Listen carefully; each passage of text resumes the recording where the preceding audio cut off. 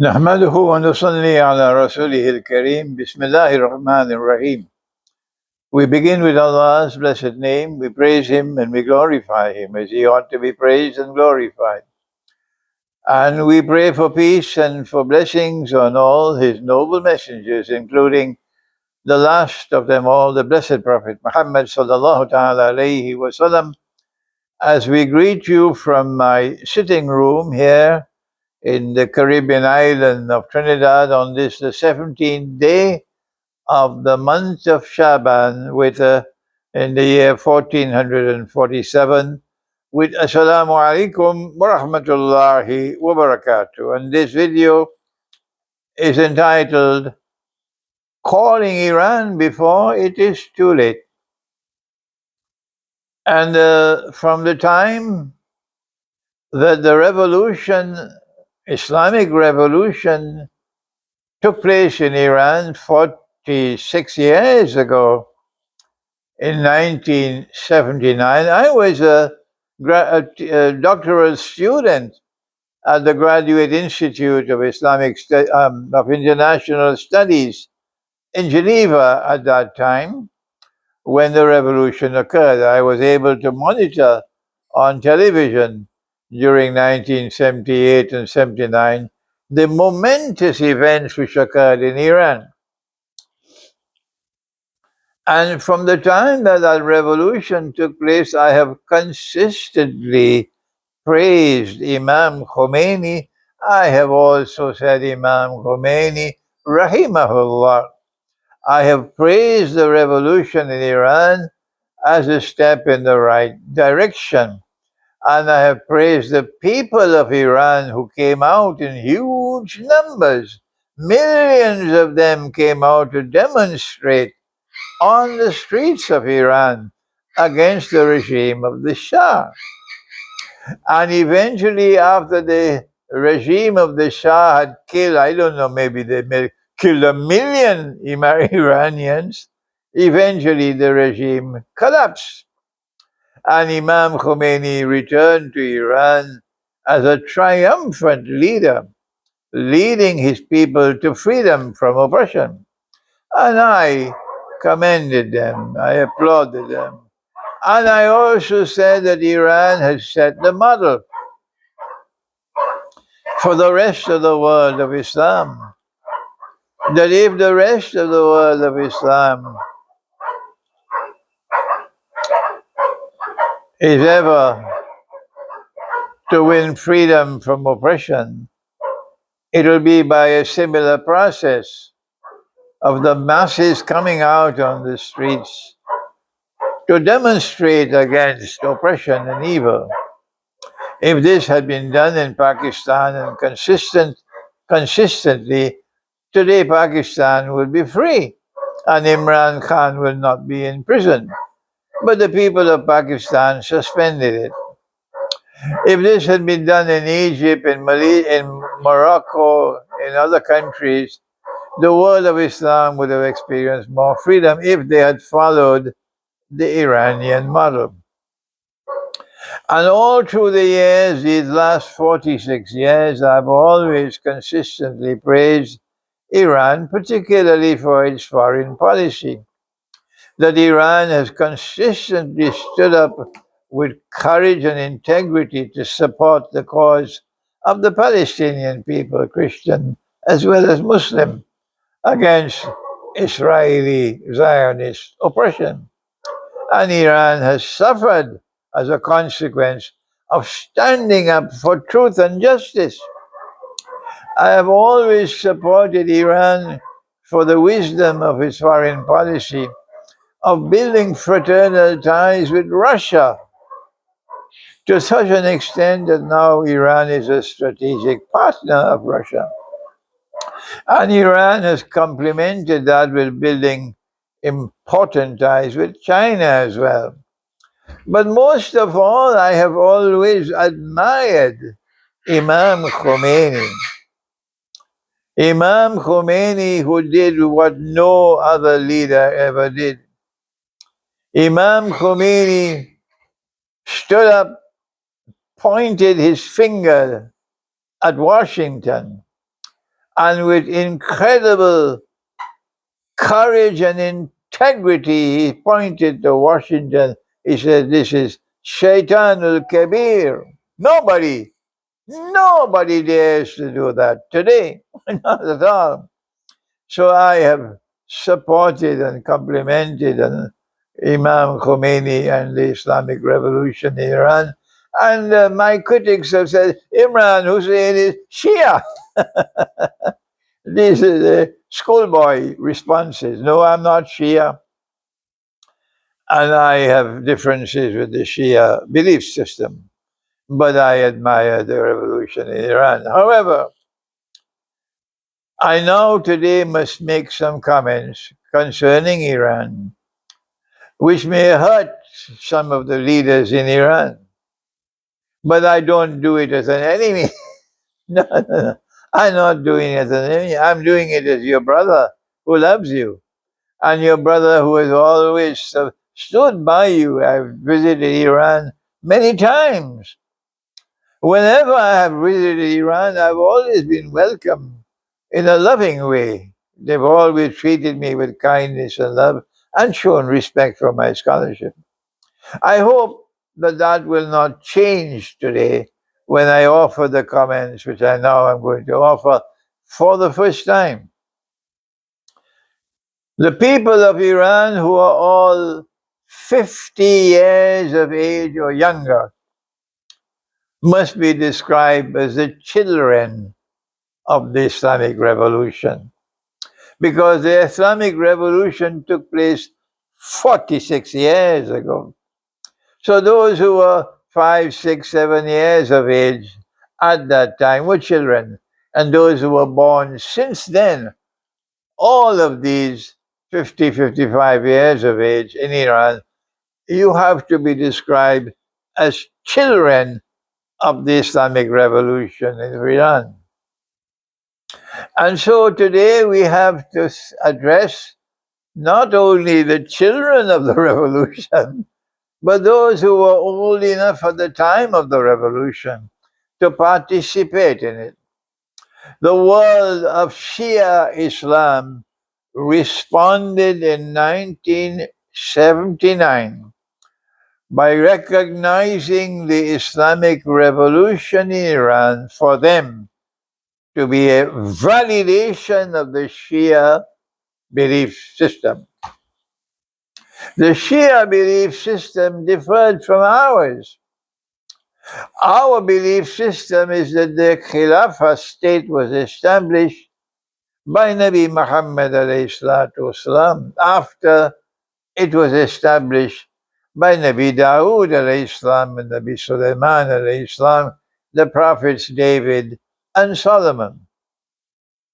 The second Khilafah state was established by Nabi Muhammad والسلام, in Medina in his lifetime. And he lived for 10 years and then he died. But the Khilafah state did not collapse when he died. The first Khilafah state collapsed when Nabi Solomon alayhi salam, when he died, it collapsed. And the Israelite people were weeping after the Babylonian army came and destroyed the state of Israel and took them in bondage or slavery to Babylon. And they were weeping by the waters of Babylon because they had lost the Khilafah state. But our Khilafah state, which was established in Medina by Nabi Muhammad, survived when he died. And we recognize that it survived with integrity. When Abu Bakr Siddiq, radiallahu ta'ala anhu, became the successor of the Prophet to lead the state. And after him, Umar radiallahu ta'ala, Umar ibn al-Khattab, became a successor to Abu Bakr Siddiq and became the ruler of the Khilafah state. And so to Usman ibn Affan, three of them, and then Ali radiallahu ta'ala anhu, radiallahu ta'ala anhu. So our view is that the Khilafah state survived with integrity. while these four Khulafa ruled over the Islamic State. And the world of Islamic scholarship have honored them by referring to them as al-Khulafa Rashidun, the rightly guided leaders. And then we found the forces of counter-revolution emerging in the body of in Islam, with the monarchy emerging, family rule emerging with Muawiyah and with his son Yazid.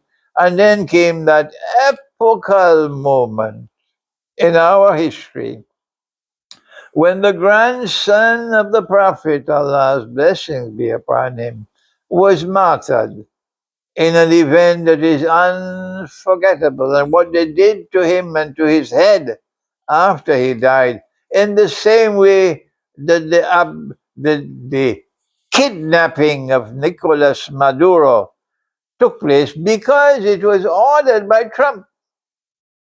So those American soldiers who landed in Caracas and did the kidnapping, of course they'll have to pay for that.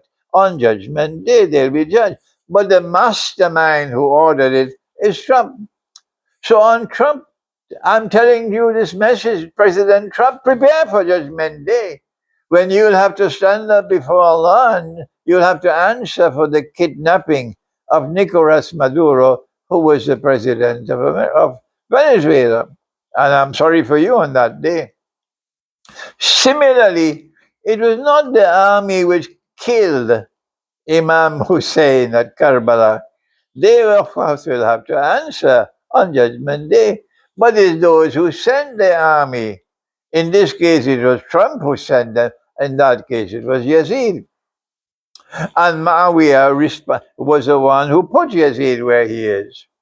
And he has a responsibility for the martyrdom of Imam Hussein. But what happened in history is that a sectarian movement emerged as a consequence of what happened in Karbala. And a new belief system emerged that no, as soon as the Prophet died, sallallahu ta'ala alayhi wasallam, the Khilafah state lost integrity as soon as he died. This is the Shia belief. The Khilafah state lost integrity because Abu Bakr Siddiq was a bogus Khalifa. This is correct language I'm using. And Umar was a bogus Khalifa. You can't criticize me for my language. This is exactly the language you use. And Uthman was a bogus Khalifa. And the rightful Khalifa should have been Ali. This is the divide between the Shia and the Sunni. But it's more than that. The Shia believe that this was divinely ordained, that Allah is the one who ordained that the Ahlul Bayt must rule over the world of Islam. And truth was left by Allah. When the Prophet died, he left two things. He left the Quran and he left Ahlul Bayt. And this is what you must use to be able to survive. So long as you hold on to the Quran and you hold on to Ahlul Bayt, you can never go astray. People will never stand up to demonstrate against you. No, not when you have the Quran and you have Ahlul Bayt. You will not have to kill 3,000 people in demonstrations. No, because you have the Quran and you have Ahlul Bayt. You will never go astray. My language is a little harsh today. But other than harsh language, how can I wake you up? How can I wake you up? There is a fundamental difference between our views on this subject. We reject the view that Allah has ordained that Ahlul Bayt must rule over this ummah. And if we reject what Allah has ordained, then we are kuffar. How come you never say Imran Hussein is kafir? Yeah, the Maulanas in Britain, they say Imran Hussein is kafir. But the Shia have never said Imran Hussein is kafir. I'm sorry for laughing. It's so foolish. However, Whenever I have come to go into Iran, you have always treated me with respect. You've always respected my scholarship. So here is a fundamental difference. And when the revolution took place in 1979, the Shia world responded with conviction that this was a validation of the Shia claim to truth. Let me repeat that statement. When the revolution took place successfully in Iran in 1979, the Shia world, largely the Shia world, responded by recognizing this success as a validation of the Shia claim to truth. Today, I have to remind you of that. Because if today the Iranian people are turning against the revolution, and if they're going out on the streets and demonstrating against the revolution, and these are the children of the revolution, these are the ones who are all less than 50, 55 years of age, they are the ones who are on the street. Then, if the revolution collapses, then that will invalidate your claim to truth by your own yardstick. Your own measuring rod will now invalidate your claim to truth. So now then,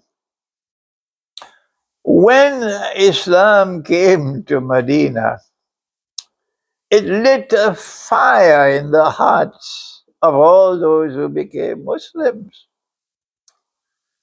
They would die for Islam. Every single one of them would die for Islam.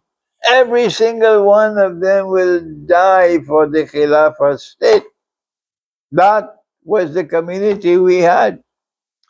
And the longer the Islamic State in Medina lived during the lifetime of the Prophet, ﷺ, the stronger and stronger it became. Until by the time of Hudaybiyah and then Fateh Makkah, we became strongest of all. So by the time the Prophet ﷺ performed the farewell Hajj, the Islamic State was at its zenith. So we are accustomed to moving uphill with the Khilafah state, not downhill. He had only 10 years. You have had 46 years. You have to explain to the world, how is it after 46 years, all of these who've been born after the revolution, or who were children when the revolution took place, so many of them are now not happy with the revolution. And the enemy is able to exploit the situation. It is not that the Muslims, the Shia Muslims of Iran are betraying Islam, that they want to leave Islam. That is not the case. It is not that they are siding with the enemies of Islam, joining hands with Israel, joining hands with the United States to cut the throat of the revolution. That is false. That is nonsense.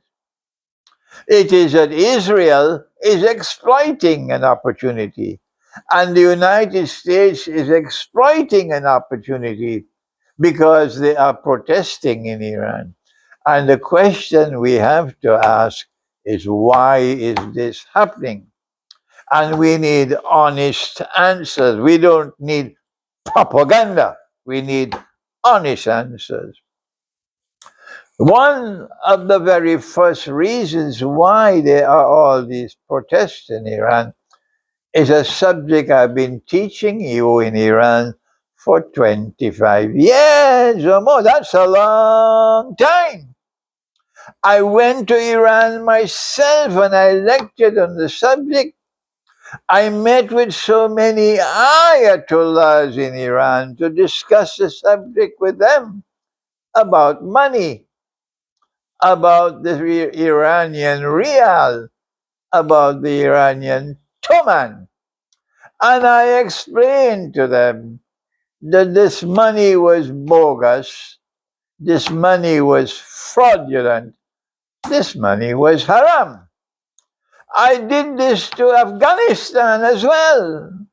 When there was an Islamic government in Afghanistan 25, 30 years ago, and Afghanistan said, "No, Imran, you're wrong, we don't agree with you." Yes, they accepted the bogus money as halal. I try to teach this subject to Pakistan, but nobody can teach Pakistan anything. No, no, no. The brainwashing in Pakistan is even more than in Afghanistan. So I failed with Afghanistan. I failed with Pakistan, and I was teaching it to Iran. Some of the ayatollahs I met in Iran accepted that the monetary system was bogus and fraudulent and haram. I have to pray for Allah's mercy on the soul of that great man, Ayatollah Shirazi. And this was an elderly man in Qom. And I went to his home, and he had so many of his students sitting on the floor, on the carpet. And I sat with them until the old man came and sat next to me. And this old man held my hands while talking to me. He held my hands. Unforgettable. And this old man taught me a lesson on riba I could not teach in 1,000 lectures, to show how riba sucks the wealth of the people and leaves them in destitution and poverty. And that's why they're protesting. He took 2 mugs, one with water and the other with lemonade. And he took 10 glasses and he started pouring water and lemonade, but diluting the lemonade in each glass until eventually the last glass, he said, taste it. I couldn't taste any lemonade. It was only water. He said, that's riba. That's how they rip off the people, suck the wealth of the country, and eventually you end up in destitution. This monetary system is riba. That man has now died. May Allah have mercy on his soul. But he recognized it as haram, and he was an Ayatollah. I met in Shiraz with Ayatollah Binazari. And Ayatollah Binazari also agreed with me. He said about the monetary system, the rial and the Toma. He said, this is the root of all evil in Iran. But then I met with one of the greatest Ayatollahs in Iran. I can't mention his name. And I tried to talk to him about the subject of money. It was like talking to a blank wall. I could make no sense. No, sir. He didn't know anything on the subject. I don't want to talk more about him.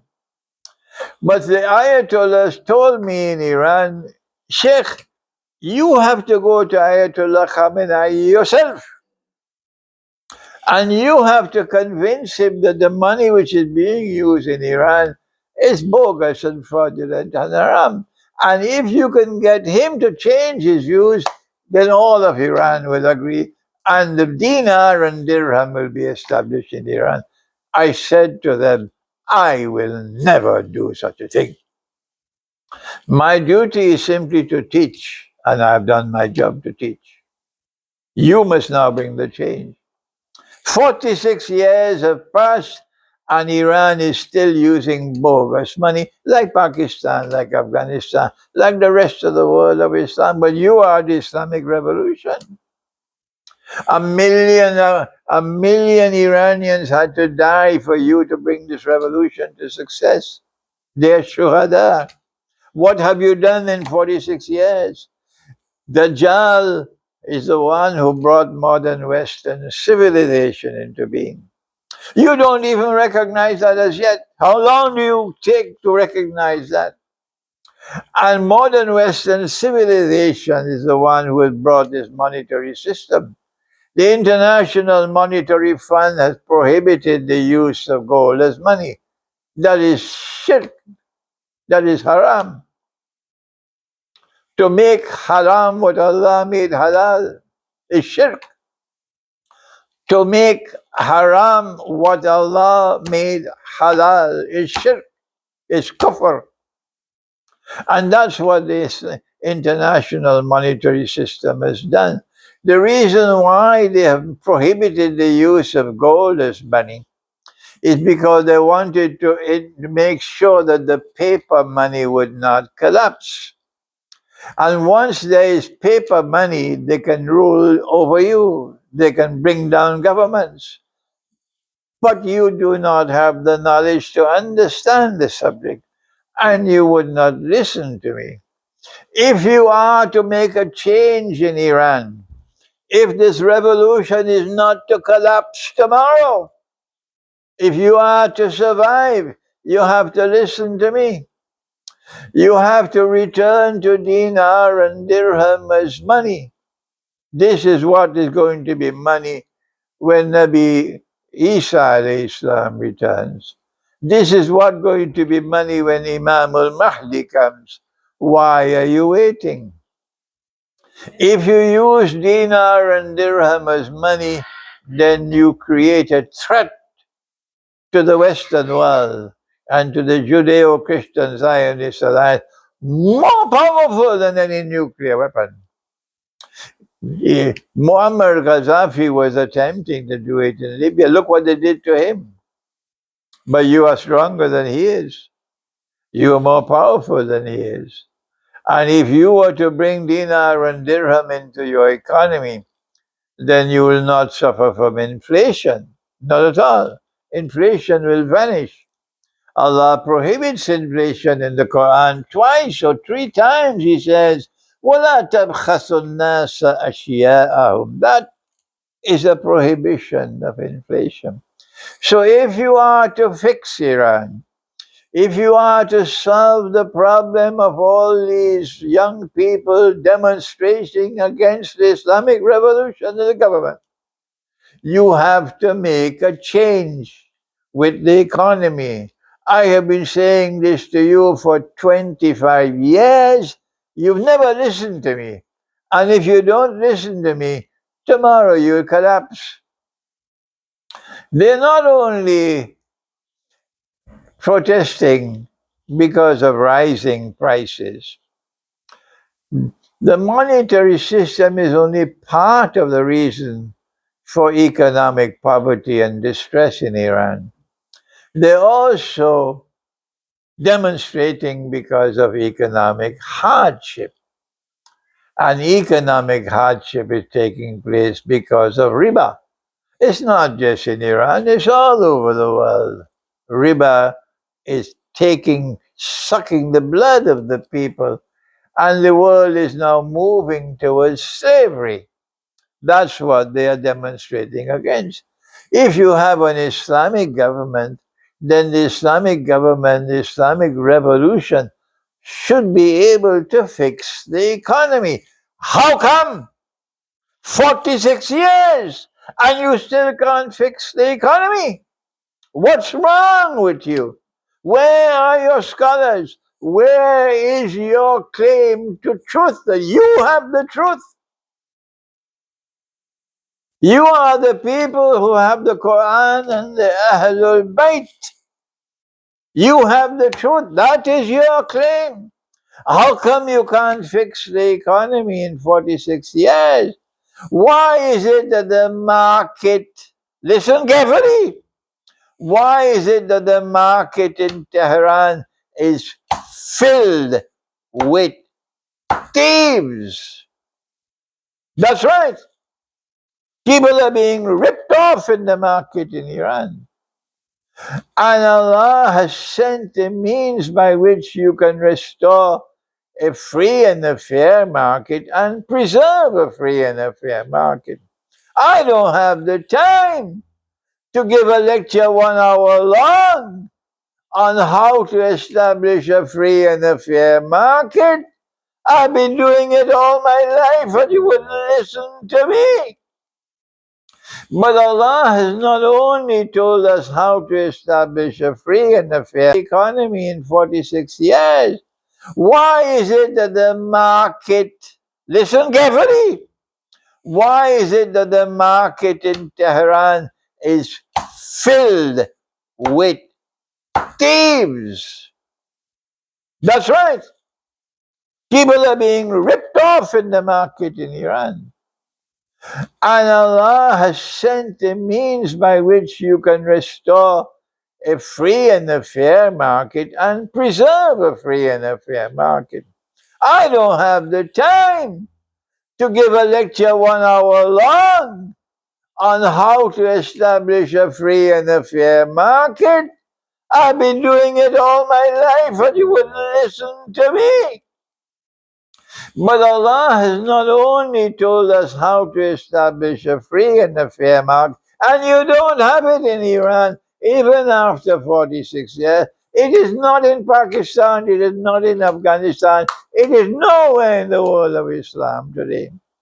You had more of a free and a fair market in the Ottoman Empire than you have today, despite the fact that the Ottoman Empire was making mistakes. It is not only that we have a sunnah of a free and a fair market, not only that we have the Quran calling for a free and a fair market, but let me explain something which should be simple to understand. That Allah has given us a philosophy of punishment which guarantees the protection of a free and a fair market. Allah has given us punishment which has a philosophy of reformation, to reform people. The people who make mistakes can correct themselves when punished. Reformatory punishment. And then Allah has given punishment which is retributive, an eye for an eye, a nose for a nose. Retributive punishment. If you hit me, I have the right to hit you. But Allah has given us something more as punishment. How come you don't know about it? How come you're not implementing it? It's called deterrent punishment. That I am punishing you so that no one else will do what you did. That is deterrent punishment. And insofar as the free and the fair market is concerned, Allah says, cut off the hand of the thief. Not if he stole a mango. No, you wouldn't steal a mango and lose your hand, but something of some value. And not when there is hardship and famine in the land and people steal because of that reason. No, we suspend the law in famine. But when you are in a normal market, as you have had in Iran for 46 years, then if someone steals in the market, you cut off his hand. And from the time you cut off the first hand, nobody going to steal after that. You won't have thieves in the market anymore. I asked the Islamic Revolution in Iran, how many hands have you cut off? How come deterrent punishment is not working in Iran? How come the market is full of thieves? Don't tell me I'm false, I'm wrong in my information. I have my students who left Europe because of me and went back to Iran. They're Shia and they're my students. And when they went back to Iran to try to do business, they said to us, Sheikh, the market is filled with thieves. We've got to go back to Europe. And they went back to Europe. This is my students. And so if you want to stop the people from demonstrating on the streets, fix the monetary system, restore a free and a fair market, implement it. In Arabic is called the hudud. I call it the philosophy of punishment. Punishment which is reformatory, punishment which is retributive, and punishment which is deterrent punishment. But there is more. more to explain what is happening in Iran. And the enemies of Iran are simply exploiting a door which you have opened for them. That's right. And now you have to ask the question, why is it that so many young people in Iran want freedom to live a way of life that is incompatible with the Islamic revolution? That is my question. How do you explain that so many young people in Iran who are children of the revolution, so many of them are now demonstrating they want freedom? Freedom for what? Answer: freedom to live a way of life which is incompatible with the Islamic revolution. How do you explain that? If you had Islam, if you had the Islam which came from the Quran and from the Sunnah of the Prophet ﷺ, then the children of the revolution will give their lives to protect Iran and will demonstrate against Israel and the United States. Stay away! We don't need your help. Stay away! You are our enemies. But no, Israel is exploiting the situation. The Mujahideen Khalq are exploiting this. That's the name they give for themselves. I didn't give them that name. And the United States and Europe is exploiting the situation. So how do you explain? They don't want to live the way of life of hijab. They want to take off the hijab. They want to be free. They don't want to cover themselves with what you call the chadar. They want to wear clothing which is tight-fitting, which is erotic and sexy clothing. They want to mingle, boys and girls want to mingle, and they want to enjoy themselves in intimate, intimate encounters. When this is what they see from the Western world, and they want to live that way of life, which is incompatible with the revolution. In Pakistan, they've given up. They've resigned. We can't stop them. So in Pakistan, the young people are free to dance all through the night. In Iran, they're struggling the same way as in Afghanistan. They're struggling as they're in Iran, but they're losing. They're losing the struggle in Afghanistan, and you are losing the struggle in Iran. And so my question is, how do you explain? If you have the true Islam, then this should not be happening. If you had the true Islam, then the children of the revolution would be in love with the Quran. The children of the revolution will be in love with Islam. The children of the revolution will give their lives for Islam. The children of the revolution will not be demonstrating the way they're demonstrating. And so it's time for you to wake up. Your scholars have to wake up. It's time for you to listen. And I am saying to you that the Islam that you are presenting to them in Iran is not attractive to them. It's not attractive to them. The Islam that we had in Medina was so attractive that all the slaves wanted to become Muslim. The Islam was such that all the oppressed became Muslim. The Islam was such that the young people were foremost, up front, in defending the revolution waged by Nabi Muhammad alayhi salatu wasalam. Before I end this appeal to Iran, before you collapse, because collapse is facing you in your face, you can't hide it. Collapse is facing you in your face. If this is what you're facing today, wait and see what tomorrow comes in store. because the cell phone and the smartphone and the internet has come to stay. And they're spreading the Western propaganda all the time. And Dajjal is at work. And your young people, instead of falling in love with the Quran, are dancing with Dajjal. That's why you have the demonstrations on the street. How do you do it? How do you respond to it? How do you solve the problem? You don't solve the problem with the police. You cannot solve the problem with the Revolutionary Guards.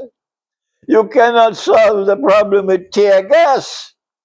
You cannot solve the problem by killing another 3,000 that you've already killed. The way to solve the problem is to give them a version of Islam that these young people will fall in love with it. They will fall in love with the Quran. How many times do I have to say this to you? You will not listen to me. Before I end, one more thing. It's not just deterrent punishment in the Quran, but Allah asks you to establish deterrent power. Allah speaks in Surah Al-Anfal, and He says it's a command, وَعِدُّ لَهُمْ مَا اسْتَطَعْتُم مِّن قُوَّةٍ وَمِن رِبَاطِ الْخَيْلِ. Why does Allah want you to build power? Answer, تُرْهِبُونَ بِهِ عَدُوَّ اللَّهِ وَعَدُوَّكُمْ. I want you to build power so that you can use power as a deterrent. Korea has nuclear power, and Korea has demonstrated effectively that it is using that nuclear power as a deterrent. They cannot attack Korea. No. They could attack Iran. They could kill the head of the Iranian armed forces. They could kill and assassinate the head of the Revolutionary Guards. They could kill 6 nuclear scientists. I don't know what Mohammed they killed. They could bomb Iranian nuclear sites. And what can you do except to shoot off some missiles? And they will come again and again and again. When will you wake up Iran to understand? You have to do what Korea did. You have to do what Pakistan did. You have to do what China did. You have to do what Russia did. When you build nuclear power, that nuclear power functions as a deterrent. And that is Allah's command in the Quran. Why is Iran a member of the Nuclear Non-Proliferation Treaty? Pakistan is not a member. Why? Answer, if you remain in the Nuclear Non-Proliferation Treaty, then you will be committing a sin for which you will have to answer Judgment Day, for if you develop nuclear weapons. The only way you can become a nuclear power is the honest way and the upright way. And that is, you must exit the Nuclear Non-Proliferation Treaty. We are no longer bound by the Nuclear Non-Proliferation Treaty. And then Iran must develop nuclear power, and Iran has enough friends to help them. And when you explode your first nuclear device, Israel will respect you on that day. When you you explode your first nuclear device, like Indira Gandhi did in India after the Lahore Summit Conference frightened her, then India joined the nuclear club. And then Zulfikar Ali Bhutto declared, even if we have to eat grass, that's what he said, even if we have to eat grass, we have to develop a nuclear deterrent. That's the way for you forward in Iran. If you don't listen to me today, tomorrow you'll collapse. I will weep when you collapse because you are my brothers and I love you. Thank you. Wassalamu alaikum wa rahmatullahi wa barakatuh.